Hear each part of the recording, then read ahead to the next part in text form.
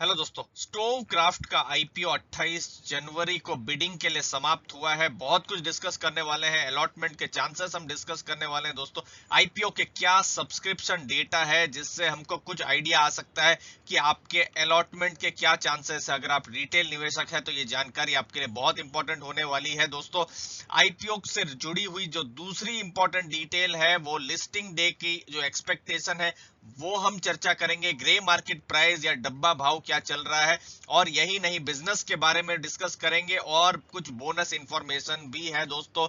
हर बार की तरह इस वीडियो में तो लास्ट तक बने रहिए, कोई इंपॉर्टेंट इंफॉर्मेशन छूट ना जाए। तो दोस्तों आईपीओ के डेटा आपके सामने है। ये देखिए 18 टाइम्स ओवर सब्सक्राइब हुआ है ये आईपीओ। अब यहाँ पर इंपॉर्टेंट चीज आपको बता दें, 412 करोड़ का ये आईपीओ था। बहुत ही छोटा साइज था आईपीओ का, और उसमें भी जो रिटेल निवेशक है उनके लिए 10% का ही यहाँ पर कोटा था दोस्तों। तो बहुत ही छोटा आईपीओ था, उसको ध्यान में रखें। अगर आप इंडिगो पेंट्स या फिर जो दूसरे जो आईपीओ आए, इनफैक्ट आईआरएफसी भी जो आया है उसको कंपेयर करें तो हम देख सकते हैं वहां सब्सक्रिप्शन और जो अमाउंट वहां पर इन्वेस्ट हुई है बहुत ज्यादा हुई है। देखिए क्यूआईबी कोटा 8 टाइम हुआ है। एनआईआई कोटा जो एचएनआईज है, जो 2 लाख से ऊपर की बिडिंग करते हैं, वो 32 टाइम्स हुआ है। रिटेल के लिए बात करते हैं 26 टाइम्स। देखिए यहाँ पर ऐसा होना ही था, क्योंकि देखिए 412 करोड़ का आईपीओ, उसका 10% आप ले लीजिए 41 करोड़ के आसपास। तो ये बहुत ही छोटी अमाउंट होती है। अगर हमको ऐसा दिखने में लग सकता है 26 टाइम हुआ है, लेकिन ये नंबर बहुत ज्यादा बड़ा नहीं है। अब ये चीज को आप जरूर ध्यान में रखें। आईपीओ साइज छोटा था और स्मॉलर आईपीओ था। जो भी अभी होम फर्स्ट का आईपीओ आया है या फिर आईआरएफसी का आईपीओ आया है या फिर जो इंडिगो पेंट्स का आईपीओ आया है, उन सब से अब रिटेल निवेशक के लिए क्या चांसेस हैं वो समझते हैं। तो दोस्तों यहाँ पर रिजेक्शन भी जरूर होंगे। रिटेल निवेशक ने जब अप्लाई किया होगा तो ऐसा हो सकता है कहीं पर एंट्री गलत हो गई हो, कहीं पैन नंबर गलत डाल दिया हो, या डीपीआईडी कहीं एंट्री करने में गलत, या किसी नंबर को डालने में कहीं गलती कर दी हो, तो ऐसे भी चांसेस होते हैं।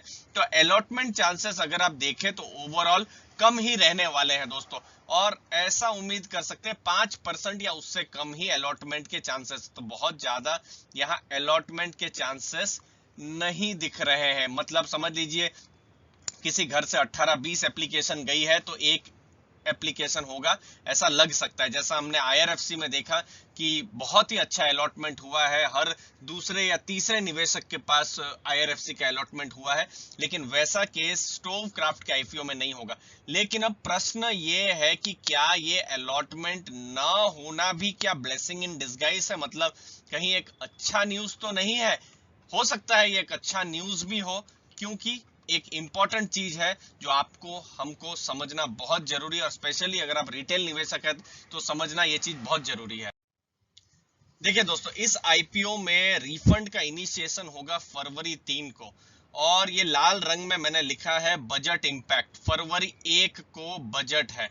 तो दोस्तों ये चीज कोई नहीं बता सकता, मैं फिर से रिपीट कर दूं, कोई नहीं बता सकता मार्केट किस हिसाब से रिएक्ट करेगी बजट को। अभी हम देख ही रहे हैं आईपीओ अभी चल ही रहे हैं, अभी आईपीओ की बिडिंग चल ही रही है, लेकिन हमने पिछले वीक में और इस सप्ताह में भी देखा मार्केट बिल्कुल नीचे गिर रही है। चाहे वो बीएससी हो या फिर निफ्टी हो, नीचे ही गिर रही है दोस्तों। तो बजट इंपैक्ट को समझना बहुत जरूरी है। 3 तारीख को कैसा मार्केट रहेगा वो बता पाना बहुत मुश्किल है।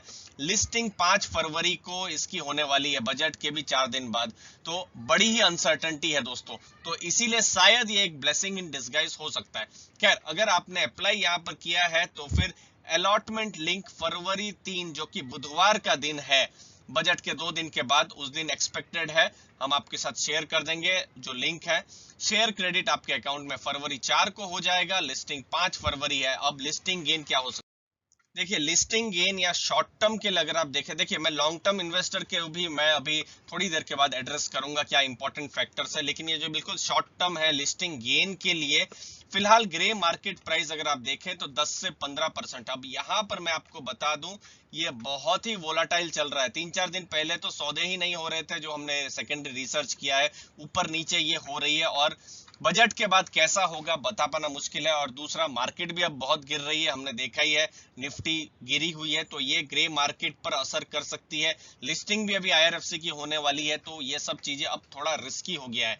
बजट इंपैक्ट एंटिसिपेट कर पाना बहुत ही मुश्किल है, तो ये एक अनसर्टेनिटी तो रहने ही वाली है इस IPO को लेकर। अब प्राइस अर्निंग रेशियो है 33 का, हॉकिंस और प्रेस्टीज के मुकाबले थोड़ा सस्ता है, ये चीज को आप ध्यान में रखें। दूसरी चीज, अगर आपके पास टोटल नेटवर्थ ही है 1 लाख रुपए की और 15,000 अगर आपने यहाँ इन्वेस्ट कर दिए हैं, या दो लॉट लगा दिया है 30,000 करके, तो आपके लिए बहुत ज्यादा रिस्क है। आपको जरूर किसी एडवाइजर की सलाह लेनी चाहिए दोस्तों, क्योंकि रिस्क हमेशा समझना बहुत जरूरी है। अगर ये आपके पूरे पोर्टफोलियो का 0.2% है, तो फिर आपको शायद उतना फर्क ना भी पड़े। अगर ये लॉस में भी खुलता है, प्रॉफिट में खुलता है तो बहुत अच्छी बात है, लेकिन आपको सब कुछ समझना है दोस्तों। तो रिस्क को समझना है, एसेट एलोकेशन को भी आपको ध्यान में रखना है। एसेट एलोकेशन को कभी नहीं भूलें दोस्तों, हर वीडियो में मैं बोलता रहता हूं, निफ्टी के बारे में बोलता रहता हूं, एसेट एलोकेशन के बारे में बोलता ही रहता हूं दोस्तों, तो वो हमेशा आपको ध्यान में रखना है। अब जो सब्सक्रिप्शन के जो डेटा आए हैं, इंडिगो पेंट्स और जो दूसरे जो भी IPO थे, उनके कंपैरिजन में बहुत ही ज्यादा कॉन्फिडेंस देने वाले नहीं है दोस्तों। इंडिगो पेंट 1100 करोड़ के आसपास का IPO था और 1 लाख करोड़ से ऊपर की बिडिंग हुई थी दोस्तों, तो वो अगर आप कंपेयर करते हैं तो यहाँ पर उसके मुकाबले बहुत ही छोटी बिडिंग हुई है। अब दूसरे फैक्टर्स जान लेते हैं आपके साथ जो हम शेयर करने वाले हैं। इंडस्ट्री ग्रोइंग है, स्टोव क्राफ्ट का जो ब्रांड है, जो पिजन ब्रांड है, उसका बहुत नाम है। किचन अप्लायंसेस की जो इंडस्ट्री है वो भी ग्रोइंग इंडस्ट्री है, तो एक पॉजिटिव चीज है। लेकिन बात यह है कि देखिए, कंपनी लॉस में थी, प्रॉफिट में अभी आई है। ये मैं 10% रिटेल लिख रहा हूं, ये तब होता है जब कंपनी 3 साल से कंसिस्टेंट प्रॉफिट नहीं दे रही है, तो इसीलिए रिटेल निवेशकों का जो हिस्सा था 10% था दोस्तों। तो मार्जिन अभी इंप्रूव होने शुरू हुए हैं, तो क्या ये सस्टेनेबल है या नहीं? नॉट सस्टेनेबल, कुछ ब्रोकरेजेस ने कहा है, क्योंकि ये जो लॉकडाउन हुआ था तो वहां पर कंपनी ने खर्चे बहुत कम कर दिए थे। वहां पर अगर हम देखें तो जो एडवर्टाइजमेंट के खर्चे हैं बिल्कुल कम कर दिए थे, तो वो कैसा मार्जिन्स रहेगा बता पाना बहुत मुश्किल है। रिसेंटली प्रॉफिट में आई है, तो यहाँ पर कुछ निवेशकों के लिए क्या ये टर्न अराउंड स्टोरी भी हो सकती है, ये भी जानना समझना बहुत जरूरी रहेगा। इसीलिए थोड़ा हाई रिस्क है, हाई रिस्क निवेशकों के लिए ही ये IPO है। फिर से रिपीट कर दूं, हमने रिसर्च रिपोर्ट्स पढ़ी है, उसके हिसाब से एक ही निष्कर्ष निकला है कि हाई रिस्क इन्वेस्टर्स के लिए ही ये IPO है। बहुत छोटा IPO है दोस्तों। इनफैक्ट जब ये लिस्टिंग होगा तो भी ये बहुत बड़ी इसकी मार्केट कैप नहीं होने वाली, तो इस चीज को आप ध्यान में रखिए। दूसरी चीज, पिजन ब्रांड के इनके जो मेन प्रोडक्ट है 75% तो बिजनेस वहीं से ही आता है, लेकिन जो ट्रेडमार्क है उसको लेकर भी अभी कुछ इश्यूज चल रहे हैं।